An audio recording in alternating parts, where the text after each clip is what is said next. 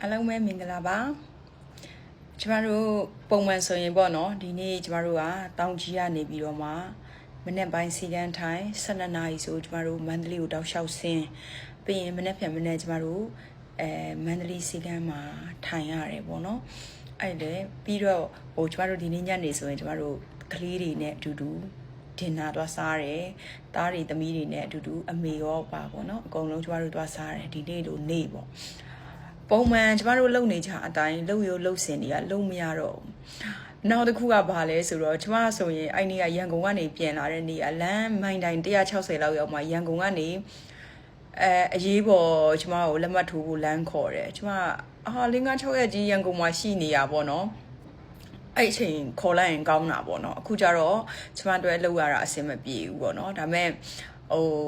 ဒါပြောပြတာပါဒီကြားထဲမှာကျမတို့ကကိုစိတ်ညစ်နေတယ်စိတ်ဖိစီးနေတယ်ဆိုရင်ဘာလို့မှတော့ကျမတို့ရနေတဲ့ဘဝအခိုက်တန့်လေးကပင်ပန်းတာပေါ့နော်အဲ့တော့ကျမတောင်ကြီးထီကိုအတူတူအမျိုးသားနဲ့လိုက်လာပြီးတော့အခုကျမလေရင်လက်မှတ်ဖြတ်လိုက်တော့လေရင်လက်မှတ်ကရတယ်ဆိုပြီးတော့ဝမ်းတာနေတာပေါ့နော်အော်လူနည်းနည်းတက်တာတယ်ပေါ့ဘာလို့လဲဆိုကိုခါလဲနာနေရဆိုတော့လဲတက်တာတယ်ပေါ့အမျိုးသားကလည်းလေရင်နဲ့ပဲသွားပါဆိုပြီးတော့စီစဉ်ပေးထားတယ်ဒါပေမဲ့ပတ်စံတွေလည်းလွဲပြီးတော့အခုလေရင်ကကန်ဆယ်ဖြစ်တယ်ဆိုတော့အဲ့မှာကျမမနေ့ကအရေးပေါ်ရန်ကုန်သွားဖို့အတွက်ကိုလိုင်းကားလက်မှတ်ဖြတ်တော့လဲလိုင်းကားမနေ့ကားတွေလုံးဝမရအောင်ညနေကားပဲရတယ်အဲ့တော့အခုချိန်မှာအဆရရပေါ့နော်ခရီးသွားတယ်ပစ္စည်းမာတယ်ပစ္စည်းဝယ်တယ်တော်တော်ခက်ခဲတဲ့ကာလပဲပေါ့နော်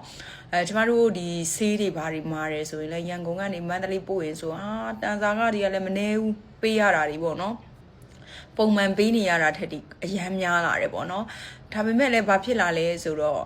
စိတ်မညစ်တော့ဘူးဒီစိတ်ညစ်တဲ့အကြောင်းတွေရွယ်တင်နေလို့ရှိရင်ဘဝကြီးကစိတ်ညစ်တာနဲ့ပဲပြီးသွားမှာပေါ့နော်အဲ့တော့ကျွန်မပြောချင်တာဘလို့အနေထားမျိုးပဲဖြစ်ဖြစ်အခိုက်တန့်လေးပါဒါပြီးသွားမှာပါဆိုရဲစိတ်ကလေးပဲထားပေါ့နော်ကျွန်မဆိုလို့ရှိရင်အခုကျွန်မလုံးဝကျွန်မစိတ်ညစ်တဲ့အကြောင်းတွေမတွေးတော့ဘူးပြီးရင်ကျွန်မမနေ့ဖြန်ကျွန်မရန်ကုန်မှာလှုပ်ရှားရှိရလက်မှတ်ထိုးမယ်မနေ့ပိုင်းကိုလက်မှတ်ထိုးပြီးညနေကျွန်မမန္တလေးကို flight နဲ့ပြန်မယ်ပေါ့နော်အဲ့တော့ဘာဖြစ်လဲကျွန်မတို့ရဲ့ကျမတို့မှာအချိန်လေးပဲရှိတာပေါ့နော်အချိန်လေးကိုပဲကျမတို့က